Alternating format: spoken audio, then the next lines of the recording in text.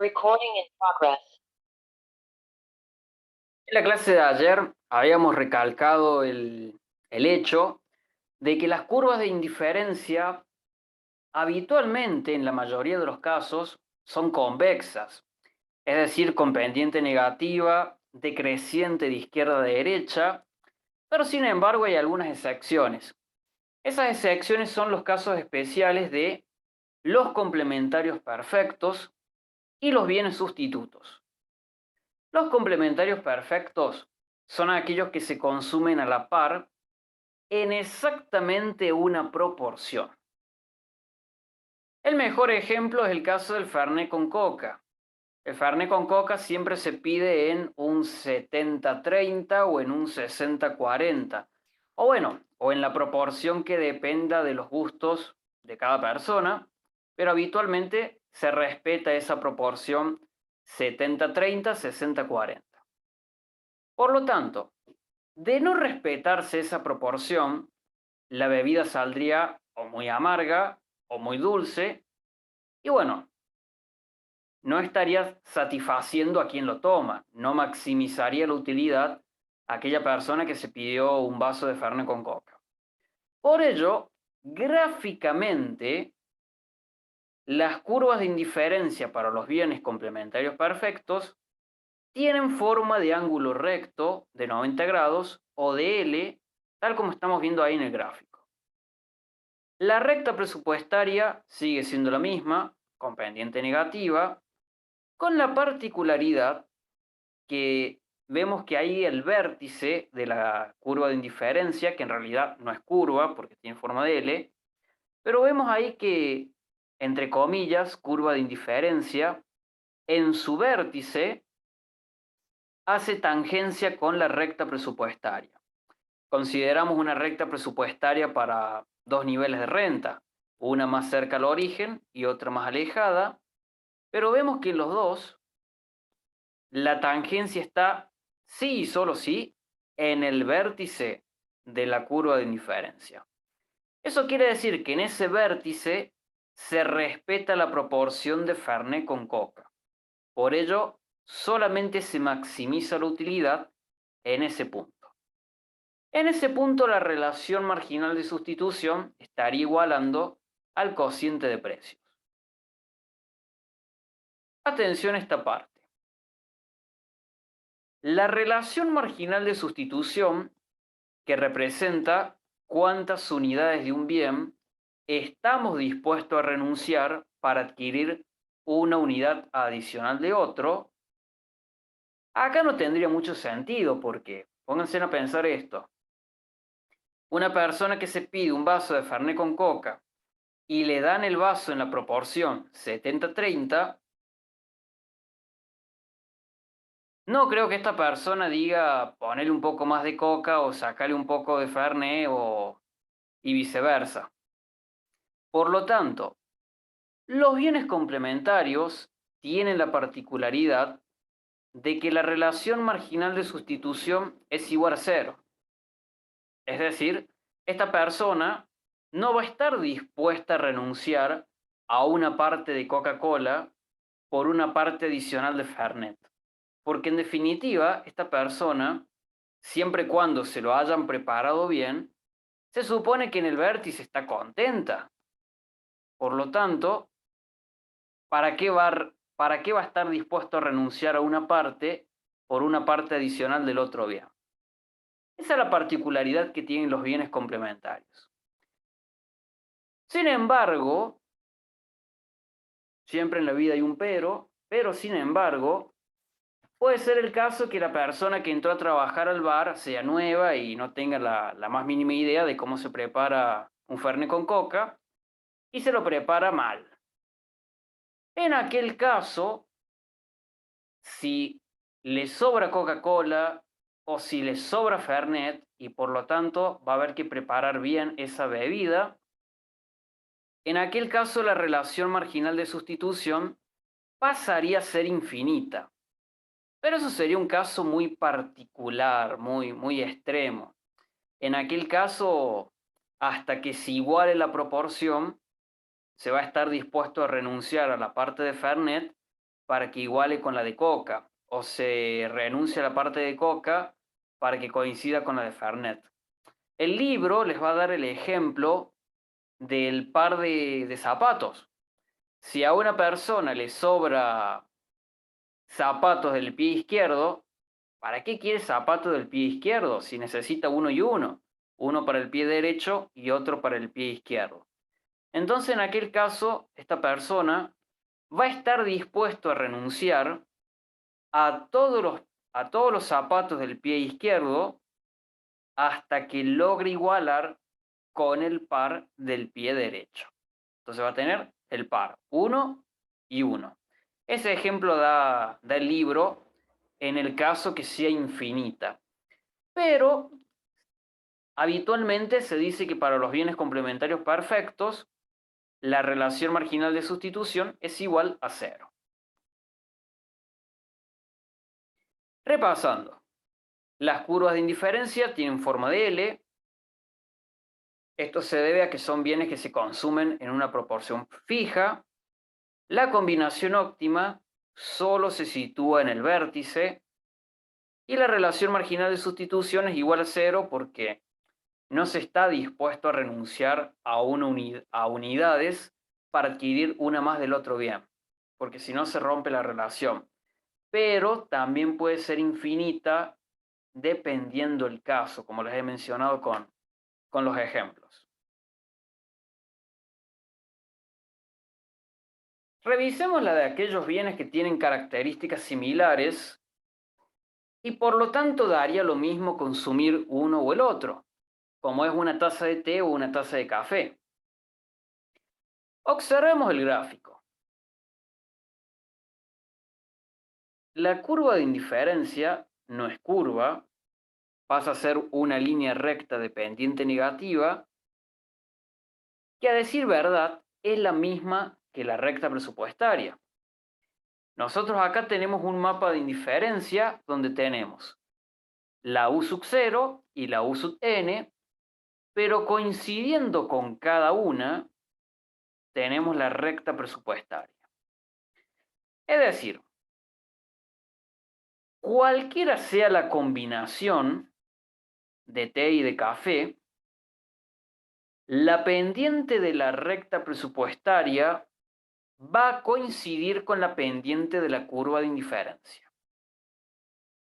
En este caso, la curva de indiferencia, al no ser una línea, al no ser una convexa, es decir, decreciente, la relación marginal de sustitución deja de ser decreciente y pasa a ser constante, porque sea la combinación A, sea la combinación B o sea la combinación D o E, si nos situamos en la otra curva, curvas que no son curvas, en definitivas, en todas va a coincidir el cociente de precios con la relación marginal de sustitución, porque al ser la misma línea, la pendiente es la misma para cualquier punto, ¿sí? Eso es lo que nos debemos dar cuenta cuando lo vemos a simple vista. Lo repasamos y lo dejamos anotado. En el caso de los bienes sustitutos,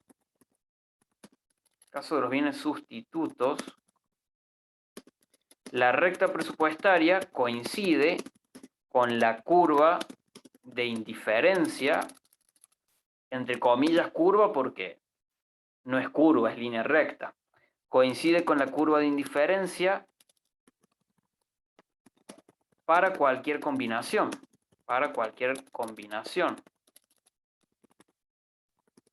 Por tanto, las pendientes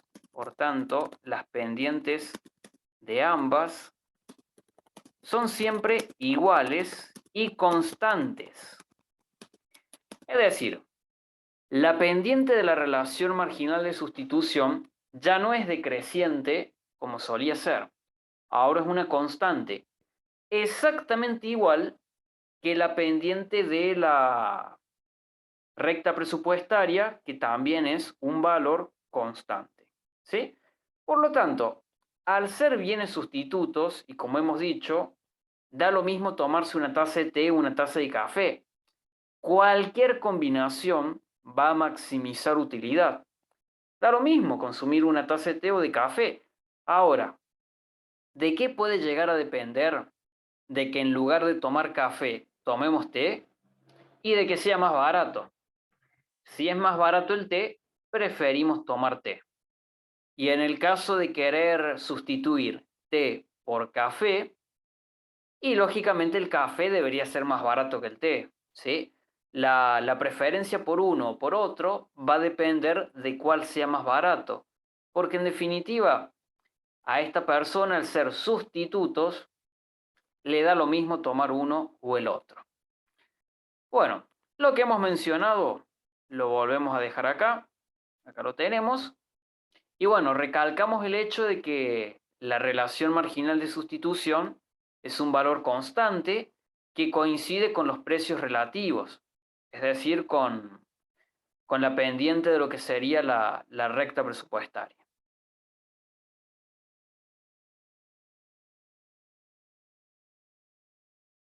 Cerrando esta parte de lo que sería la unidad número 2,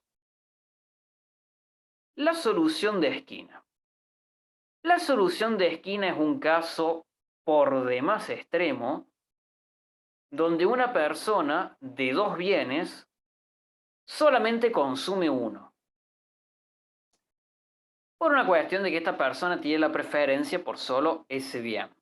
Creo que el libro da el ejemplo de yogur y helado, y la persona solamente quiere consumir yogur. Creo que algo así.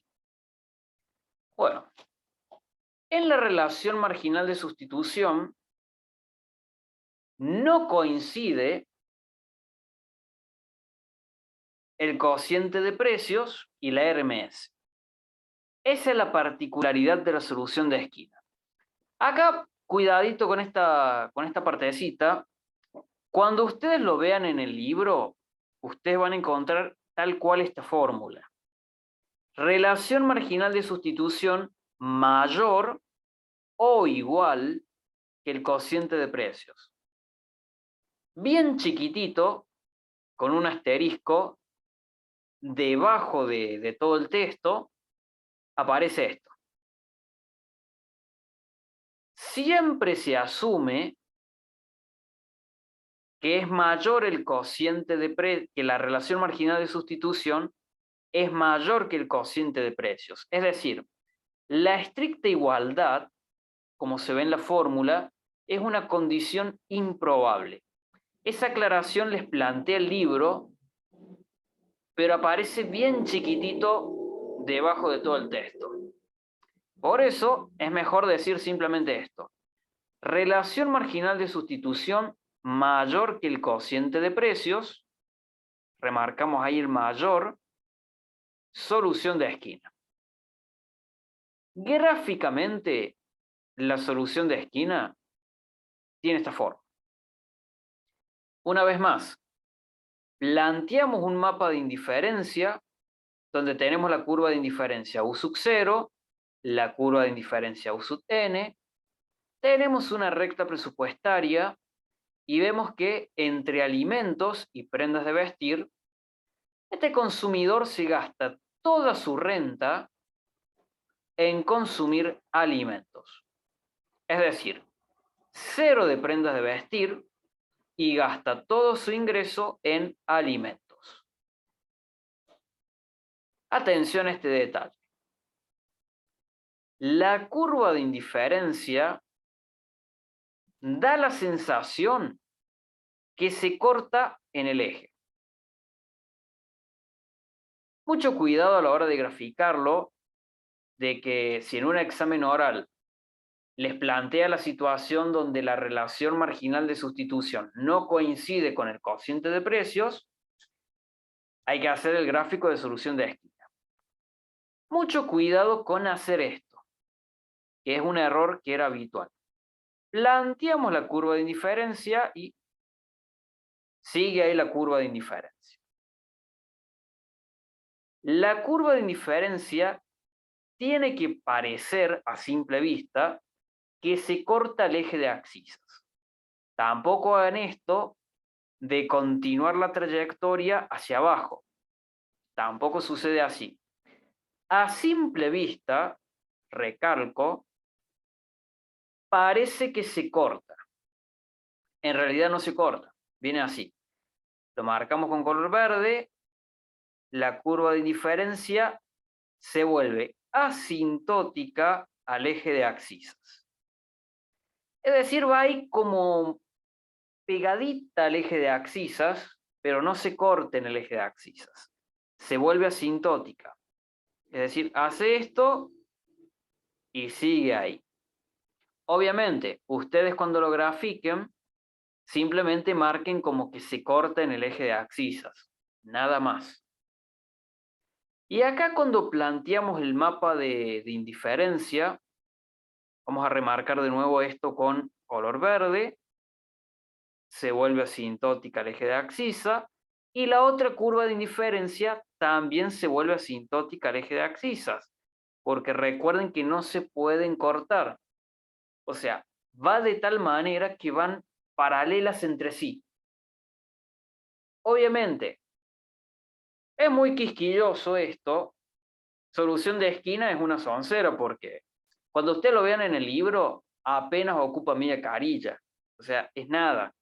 Y sin embargo, es un tema por el cual mucha gente ha tenido que volver a presentarse. Me acuerdo que cuando eran presenciales, eran escritos o que el profe te hacía graficarlo en la pizarra al gráfico, más de uno lo hacía mal. Y justamente porque no prestaban atención a esos detalles. En el caso que nuestro consumidor se gaste todo su ingreso en ropa y no en alimentos, bueno, en aquel caso, lógicamente, la curva de indiferencia va a ser asintótica al eje de ordenadas. Nos va a quedar ahí. Simplemente agrego esa curva de indiferencia ahí a los fines didácticos, ¿sí? Recuerden que no se pueden cortar. Bueno, todo esto sería lo que se corresponde a la unidad número 2. A continuación vamos a pasar a la unidad número 3, donde vamos a analizar lo que es la curva precio-consumo y la curva renta-consumo. Ahí lo revisamos.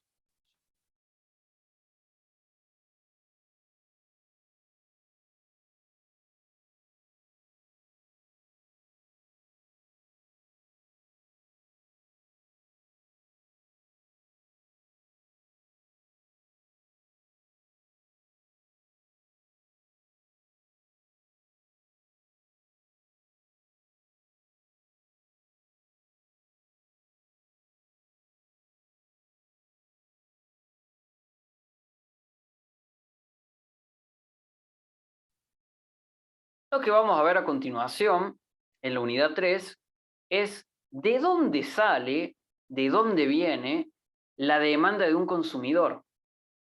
Y lógicamente, una vez que tenemos la demanda de un consumidor, de un individuo, ¿cómo se llega a la demanda del mercado? ¿Sí? Eso es lo que vamos a ver ahora. También vamos a charlar de lo que es el excedente del consumidor. Y para la clase de mañana vamos a dejar lo que es el efecto renta y el efecto sustitución, que es un poquito más trabajoso. ¿De dónde se obtiene la demanda de un consumidor? La demanda individual, la demanda de un individuo, como ustedes le quieran decir. Bueno, gráficamente, la demanda de un consumidor se deduce, se deriva, se obtiene a partir de las curvas precio-consumo o de la curva renta-consumo. Un error habitual en los exámenes cuando eran escritos, o ni hablemos en los exámenes orales, era que el profe siempre planteaba en el enunciado lo siguiente. Decía, derive la demanda del bien X, explicite los supuestos. Explicite los supuestos. Bueno, ese era el punto. Nosotros estamos viendo ahí que la demanda del individuo se puede derivar a partir de la curva precio-consumo o a partir de la curva renta-consumo. Ya vamos a ver cómo queda para cada caso.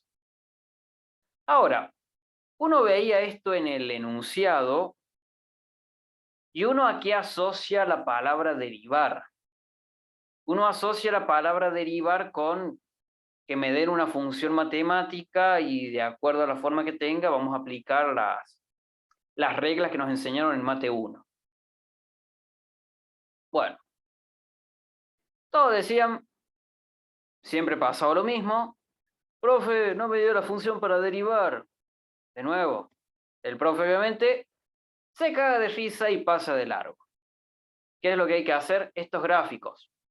Obviamente, en el libro el gráfico aparece, pero el libro no te va a detallar la demanda del individuo, ta. No te lo va a decir porque se sobreentiende que uno mirando el gráfico se da cuenta de dónde sale la demanda del individuo. Obviamente, eso es lo que piensa el autor, lo que piensan los economistas, pero la realidad es que a nosotros nos cuesta un poco darnos cuenta. Así que, por eso hacemos la aclaración.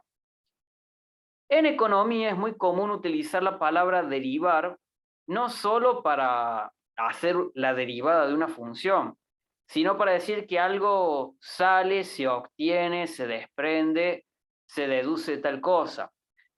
¿Sí? A eso nos referimos. Definición de curva precio-consumo y definición de curva renta-consumo, y ya lo revisamos al gráfico. La curva precio-consumo muestra las combinaciones de dos bienes que maximizan la utilidad cuando varía el precio de uno de ellos. Otra forma de definirla, la curva precio-consumo muestra combinaciones maximizadoras de bienes para diferentes niveles de precio. En el caso de la curva renta-consumo, nos va a mostrar las combinaciones de dos bienes maximizadoras de la utilidad para diferentes niveles de renta. Revisemos cómo queda el gráfico y van a ver que es una soncera, no es nada complicado. Partiendo del supuesto que se abarata el precio de los alimentos, y vamos a hacer lo mismo que hemos hecho anteriormente. Cuando se abarata el precio de uno de los bienes, se altera la pendiente de la recta presupuestaria y si se abarata el bien, en este caso, el bien que se sitúa en el eje de abscisas, la recta presupuestaria rota hacia afuera haciendo ese movimiento pivot y esto nos va a permitir alcanzar una nueva curva de indiferencia. En este caso, si abarataron los alimentos, lógicamente se demanda más alimentos porque son más baratos, pero también miren este detalle. Aumentó la demanda por prendas de vestir, a pesar de que la ropa sigue valiendo lo mismo, porque el precio de la ropa permanece ceteris. Entonces, partiendo de la combinación 0, A sub 0, B sub 0, se abarata el precio de los alimentos, la recta presupuestaria hace el movimiento pivot, rota hacia afuera, se alcanza un nuevo óptimo, sería la combinación 1, donde ahora se demanda la cantidad A sub 1 más alimentos y también se demanda más ropa. La unión de esas combinaciones maximizadoras o combinaciones óptimas lo vemos a través de esta curva de color rojo. Esa curva de color rojo que estamos viendo ahí es la curva precio-consumo. Detalle no menor. Esa curva precio-consumo tiene pendiente positiva. No siempre tiene pendiente positiva. ¿Y cuál es la razón por la que tiene pendiente positiva? Es la siguiente.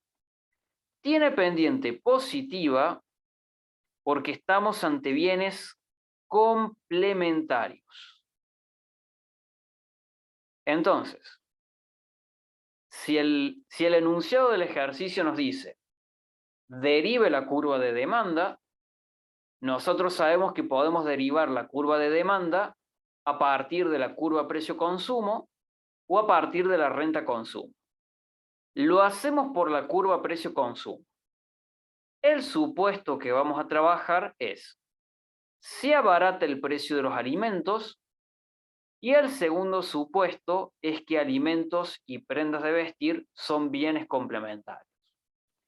Como les había mencionado hace un rato, podemos decir que los alimentos y la ropa son bienes complementarios porque si comemos más, en una de esas hay que comprar más ropa en talle más grande.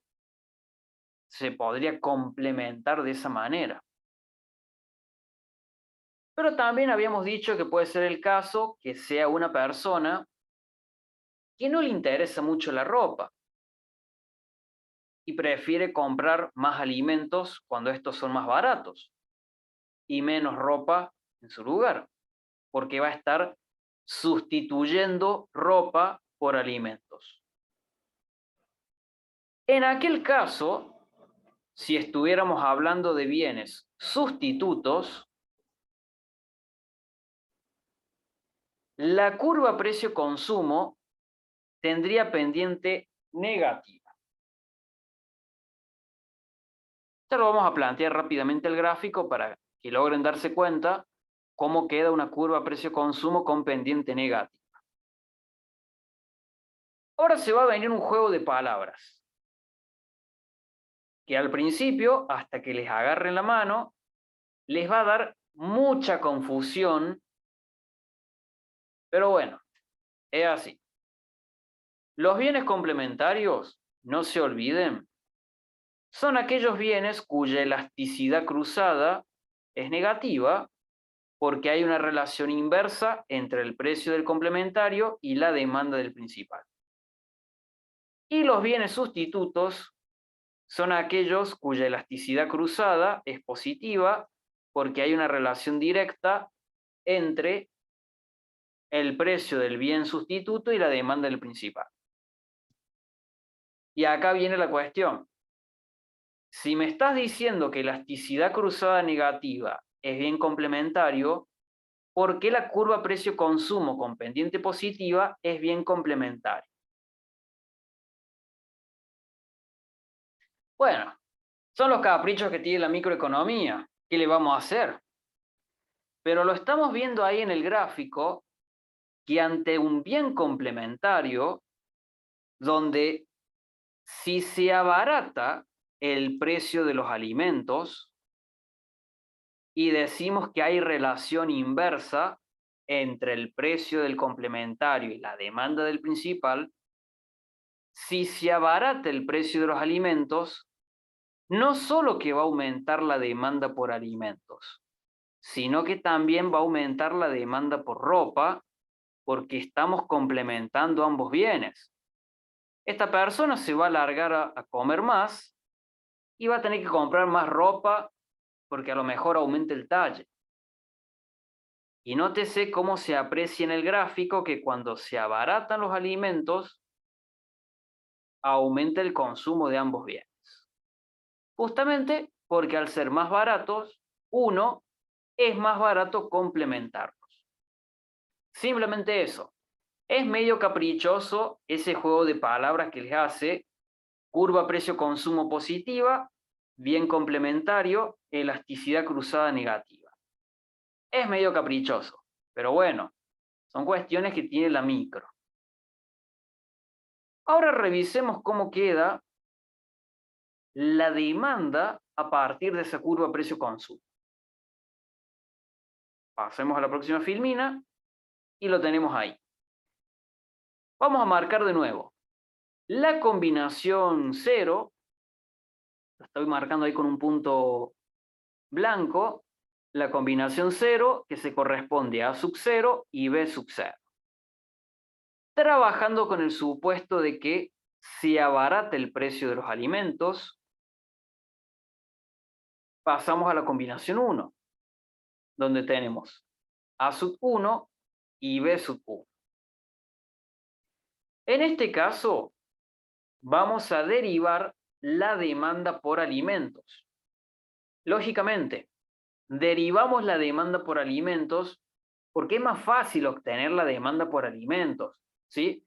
Otra cuestión, no se les ocurra derivar la demanda de la ropa, porque si quisieran derivar la demanda de la ropa, tendrían que hacer el gráfico al revés. Y en aquel caso, pueden estar cometiendo un mocazo, así que traten de evitarlo, vayan por lo más fácil. Si el profe les da la libertad para derivar la demanda, o ustedes traten de acomodarlo al gráfico de tal forma que logren deducir la demanda del bien que se encuentra en el eje de abscisas, ¿sí? A eso me refiero. Porque así va a ser mucho más fácil. Entonces, derivamos la demanda de alimentos, tenemos precio de alimentos en el eje de ordenadas, cantidad de alimentos en el eje de abscisas, derivamos. Tenemos el precio P sub 0, que se corresponde a la combinación A sub 0, luego se abarata el bien, pasamos con el precio P sub 1 a una mayor cantidad A sub 1, y nos movemos a lo largo de la curva. No se olviden de esto que vimos en la primera clase. Variación en el precio implica una variación en la cantidad demandada, es decir, un movimiento a lo largo de la curva. Movimiento a lo largo de la curva. Si nosotros estuviéramos hablando de cambios en la renta, de aumentar la renta, no se olviden que la renta es una variable exógena a la demanda. Por lo tanto, si aumenta el ingreso, esto representa una variación exógena. Y ante una variación exógena implica una variación de demanda, es decir, la demanda se desplaza. Y eso es lo que vamos a ver en la curva renta-consumo. En la curva renta-consumo, la demanda se desplaza. Y ahí nos queda diferente. En este caso, simplemente movimiento a lo largo de la curva. Revisamos rápidamente el caso de la curva renta-consumo. En la curva renta-consumo o ingreso-consumo, nótese cómo el desplazamiento es paralelo. Ahí no hacemos movimiento pivot, porque si aumenta la renta nominal, directamente la recta presupuestaria se desplaza. Se desplaza hacia afuera si aumenta el ingreso, se desplaza hacia adentro si cae el ingreso. Y en aquel caso, la pendiente va a ser también positiva o negativa. Acá nosotros estamos observando en el gráfico que tiene pendiente negativa porque estamos ante la presencia de un bien inferior. En este caso, el bien que hemos puesto en el eje de abscisas es un bien normal, y el bien que hemos puesto en el eje de ordenadas es un bien inferior. Por ello, como se aprecia, cuando aumenta la renta del bien inferior, se consume menos. Pasamos de P sub 0 a P sub 1, porque ahí estamos trabajando con el supuesto de que la marca Plusbel sería como una marca más barata de shampoo. Entonces, claramente, si hay más ingreso, la gente va a preferir comprar la marca de shampoo El VIP, que es más cara, ¿sí? Por eso estamos sustituyendo el bien inferior por el bien normal. Por ello, ante el aumento en el ingreso, se deja de consumir el bien inferior y se pasa a consumir más unidades del bien normal. Por ello, la pendiente que resulta de la curva que une las dos combinaciones maximizadoras tiene pendiente negativa porque estamos ante la presencia de un bien inferior. Si tuviese pendiente positiva, es porque ambos bienes son normales y entonces se demanda más de ambos bienes ante un aumento en la renta. Recuerden que la relación es directa para los bienes normales. Miren ese pequeño detalle.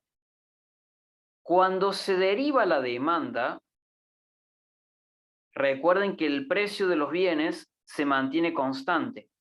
El precio no se ha modificado. Lo que aumentó fue la renta. Por lo tanto, al tratarse de una variación exógena, la demanda se desplaza. Derivamos la demanda del bien normal, es decir, la demanda del shampoo del VIP, que es el que suponemos es normal.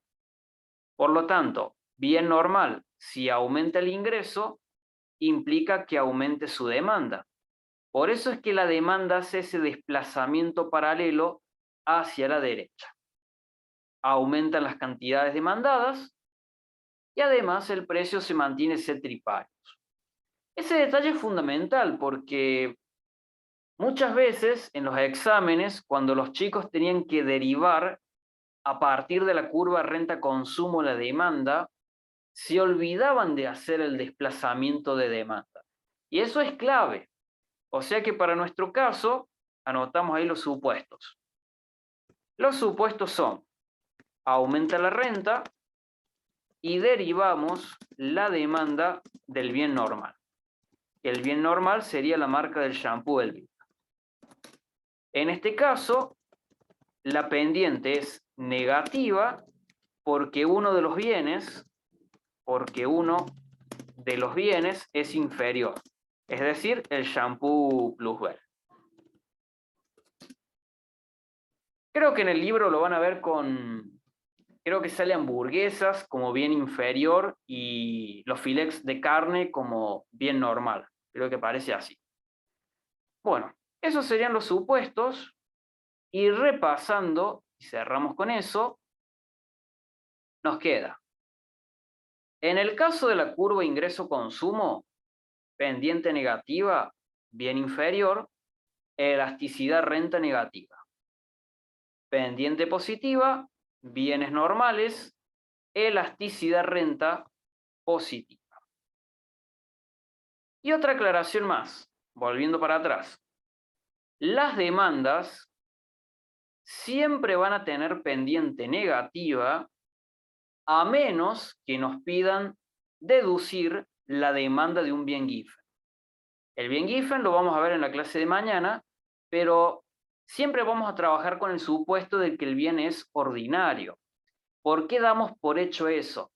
No es necesario que el profe nos lo diga, simplemente nos damos cuenta solo. Y si fuera un bien Giffen, el profe nos va a decir, hablemos del bien Giffen, derivame la demanda del bien Giffen, y en aquel caso vamos a tener que hacer esto, que vamos a ver en la clase de mañana. Así que bueno, hasta acá entonces la clase de hoy.